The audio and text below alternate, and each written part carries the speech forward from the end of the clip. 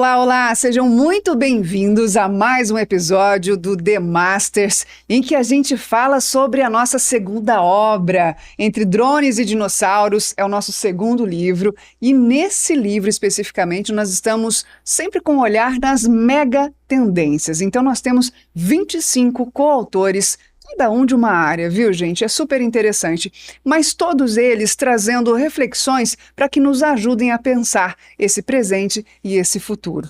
Hoje eu estou com ele, que é professor e consultor em gestão da inovação e transformação digital, o Rafael de Tarso. Tudo bem, Rafael? Tudo bem. Como é que você está? Tudo bem, obrigada por estar aqui com a gente para dar esse gostinho para o nosso público, não é? Do seu capítulo que traz a seguinte questão, gente: a educação digital na era da singularidade, preparando mentes para um mundo hiperconectado. E eu vou já de quebra começar com você. Como é que se prepara essa mente para esse mundo hiperconectado? Porque hoje o que me parece é que a gente está muito confuso, muito ansioso com essa hiperconexão, professor. Perfeito. Primeiro, obrigado pelo teu tempo, pelo convite aqui. Fico muito feliz, acho que o livro tem, como você falou, diferentes perspectivas aí sobre o tema da inovação, da tecnologia.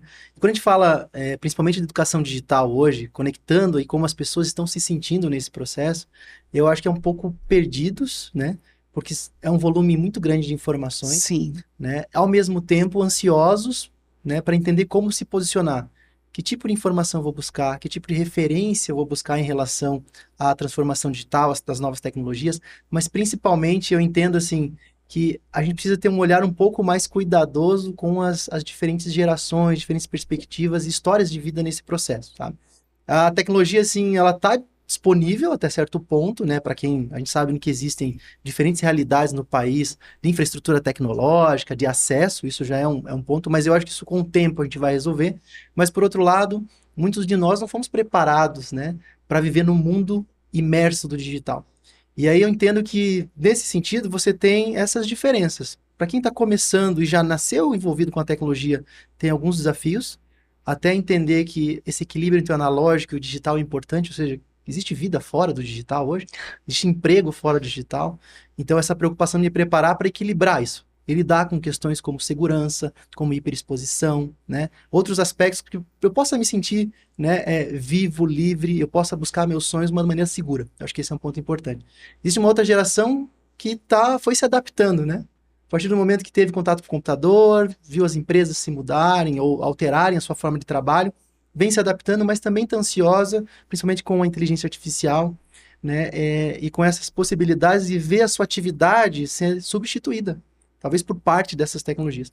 E por fim, aquelas pessoas que estão, assim, nem necessariamente estão no mercado de trabalho, talvez aposentados, idosos, e que hoje percebem que todos os serviços, sejam eles públicos ou privados, demandam um conhecimento mínimo do digital. Como é que eu faço para não cair em golpes? Como é que eu faço para continuar fazendo algumas atividades que são essenciais para mim, até para eu poder sobreviver nesse processo? E aí eles sofrem justamente desse preconceito digital, porque o digital muitas vezes ele vem, acontece, define um processo e eu preciso me adaptar, mas eu não estou preparado. Então existe muito medo, muita insegurança nesse sentido. O que eu acho que é importante, o caminho primeiro é estar aberto para entender, que de fato isso não é um processo que vai acontecer, não é algo que mais se discute sobre o futuro, mas é algo que está acontecendo, é presente, e eu preciso estar aberto para isso. E quando a gente se abre para compreender uma nova tecnologia, eu acho que é importante a gente visualizar que aí sim você tem o poder de saber como lidar com aquilo. Exatamente. Não é, professor? Porque enquanto eu estou só rolando aqui os 50 mil vídeos e informações que estão chegando para mim e eu não estou fazendo a gestão disso porque eu desconheço como se faz e não me aprofundei, eu fico refém disso. Exatamente. Correto? Eu acho que tem um grande ponto aqui que a gente que não foi preparado, que não existia essa discussão, não seja na escola, nas universidades, na nossa formação, sobre como o digital ia mudar o teu trabalho e o negócio. Ouvia-se informática, Você falava a palavra informática. Isso, vamos fazer o curso de informática. Curso de informática. Digitalização, digitização ou digitação também. Digitação, que era o processo que todo mundo estava preocupado. Era mais uma ferramenta nesse processo. Mas não para a gente ter efetivamente todas, inclusive a nossa identidade, nossa história de saúde, nossos relacionamentos no digital. Então, o que está acontecendo? Eu acho que a gente está vivendo um processo muito de adaptação sem o tempo necessário para essa adaptação, né? E aí vem um ponto, a gente fica um pouco escravo desse processo, não sei se essa é a melhor palavra, mas dependente desse processo das plataformas, né? A gente fala que a gente está vivendo um pouco desse... É uma expressão que eu uso bastante também, mas que eu ouvi de outras pessoas, né? Que a gente está vivendo um pouco desse feudalismo tecnológico. Eu tenho 4, 5 empresas que dominam, elas têm todas as informações sobre os meus dados, sobre tudo que eu faço, né? Se eu vim até aqui, ela sabe que eu estou aqui nesse exato momento, Sabe. né? De alguma forma, aquilo gerou uma informação que é armazenada por alguém que pode ser utilizado para me vender um produto, para me indicar um serviço, etc. Então, nesse contexto, como ser humano, eu percebo assim, e aí vem o problema, né? A gente não foi preparado, vai na tentativa e erro, convivendo com isso, muitas vezes para poder continuar se comunicando, para continuar funcional, né? Para esse meio que a gente vive para o trabalho, que o trabalho dá as ferramentas e fala, ó, se vira aí, aprende a usar e começa a fazer. Mas como é que eu posso trabalhar isso? E eu entendo que tem um caminho com gerações, então existe um trabalho com as gerações, a base nossa, né?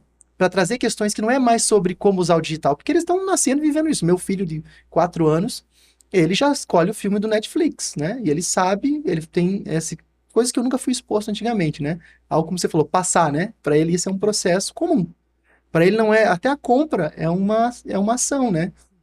Não é um lugar que ele vai, mas é uma ação que ele está fazendo. Mas existe uma geração que está por aí, que é a grande parte da população, né, não só brasileira, mas mundial, que ela não foi preparada para isso. E ela meio tá assim, tentando, né? Tá todo mundo tentando sobreviver. E eu acho que carece um pouco, né?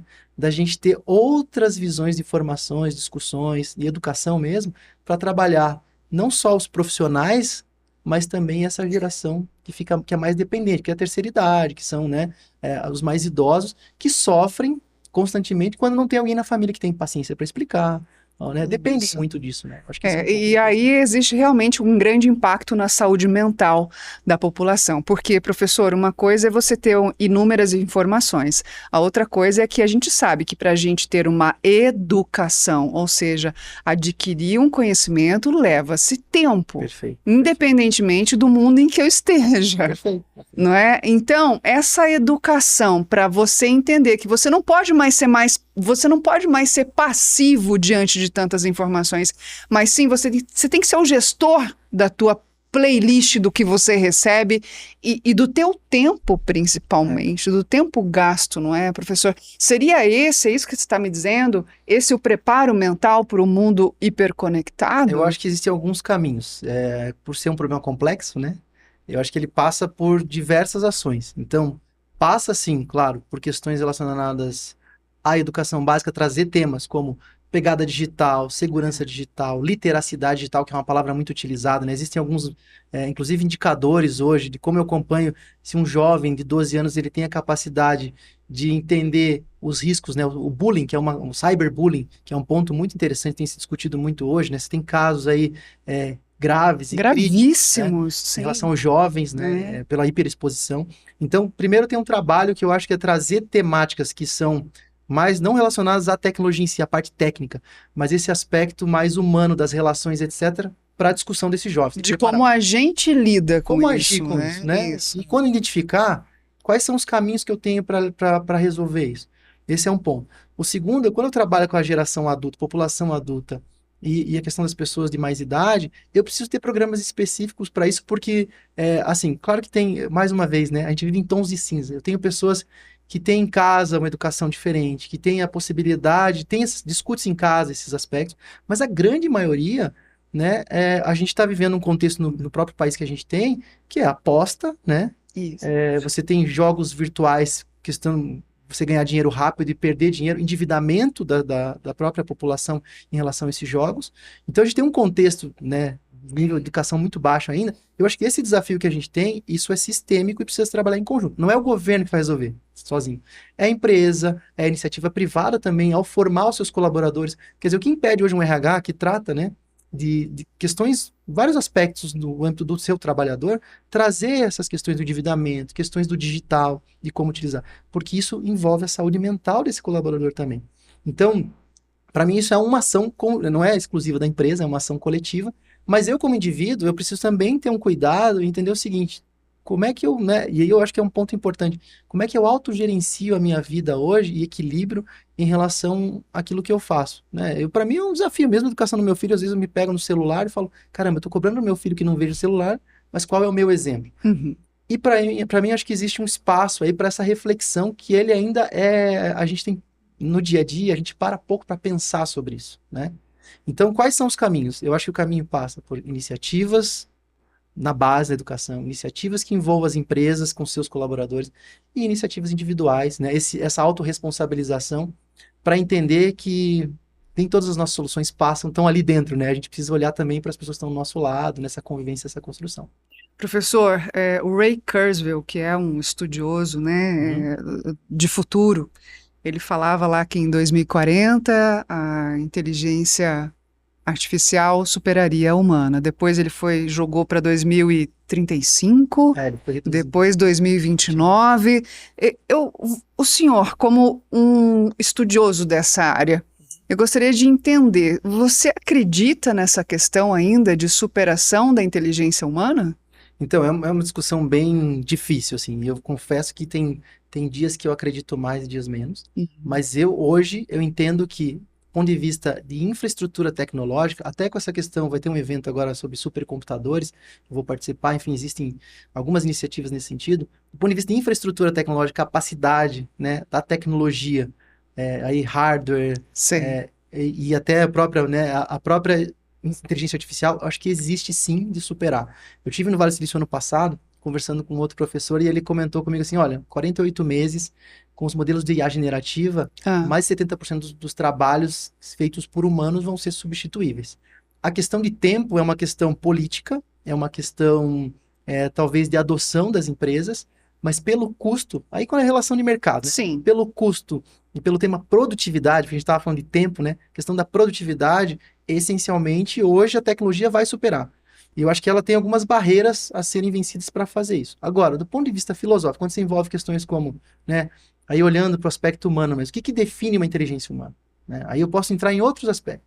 O que que é a inteligência humana? Não é só, né, você cumprir determinadas tarefas, mas é percepção, correlações diferentes, né, no Isso. sentido de as questões emocionais, a percepção do outro, né, o que nos faz humano, né, que é a capacidade de, mesmo se frustrando, ainda acreditar que é possível, né, e a tecnologia, de uma forma geral, ela trabalha a partir de regras, né, regras definidas. Qual que é a grande preocupação hoje? É que nesse conceito, nesse contexto, que eu tenha uma infraestrutura capaz de fazer, de atingir, né, um volume gigantesco, enorme de informações que a gente nem tem capacidade de processar hoje, e fazer as correlações, que ela possa criar coisas. E eu não duvido disso. Tá? Isso eu não duvido. Porque o criar é você, né, correlacionar também. Sim, correlaciona. Agora, quanto vai ter de emoção nesse sentido? Quanto vai ter de percepção do outro? Que a percepção, ela é complexa, ela envolve diferentes sentidos, né, quando a gente olha hoje para o ser humano. Então, eu entendo que isso não necessariamente no curto prazo, mas eu acho que vão existir tentativas de reprodução. A grande ponto para mim é que hoje, a IA generativa que chegou mais, né, que são aí ChatGPT, para citar como exemplo, junto com o baixo custo hoje da robótica, entre outros, está começando a vir os robôs humanoides. Humanoides. E aí é uma loucura. Como é que eles vão lidar? Vão estar aqui no dia a dia, cozinhando, cuidando de idosos, fazendo outras coisas a um custo baixo. E aí existem N possibilidades. Então eu entendo que a gente vai ter cenários. Eu até começo o livro dizendo assim, né? O futuro está aqui, só não está igualmente distribuído. E eu acho que essa é a Interessante. realidade que a gente tem. Então, Legal. vão conviver pessoas que não têm acesso à tecnologia Sim. em 2040, como pessoas usando essa hipertecnologia para resolver problemas complexos da humanidade também, para o bem ou para o mal. Né? A gente está falando de uma guerra aí futura, talvez hipertecnológica, então eu acho que o uso dessa tecnologia é mais preocupante, necessariamente, se ela vai superar a gente ou não. Sabe? Gente, vocês entenderam a riqueza dessa conversa? Vale muito a pena, né, realmente ler esse capítulo do professor Rafael e, claro, ler o livro inteiro, Entre Drones e Dinossauros, que são vários profissionais escolhidos a dedo aí, não é, professor? Exatamente, exatamente. Para a gente que também está desse lado, né? Porque são vários recortes, né? Para a gente é uma riqueza, é um grupo fantástico, a gente vai É, trocar e está aprendendo muito. O que eu falei, a gente não tem verdades, né? não, Nesse mundo, reflexões. reflexões. Isso. E eu entendo que a educação, se ela não estiver sendo discutida nesse processo em relação às tecnologias, dificilmente a gente vai conseguir compor, né, futuramente, pessoas capazes de questionar tudo isso, de se Não é? posicionar, né? Exato. Não é só ser consumidor desse processo. E não, pelo contrário, né? Ter capacidade para reflexão e análise. Muito obrigada, professor, pelo bate-papo aqui com a gente. Agradeço. Obrigado pela oportunidade. Até. Até mais.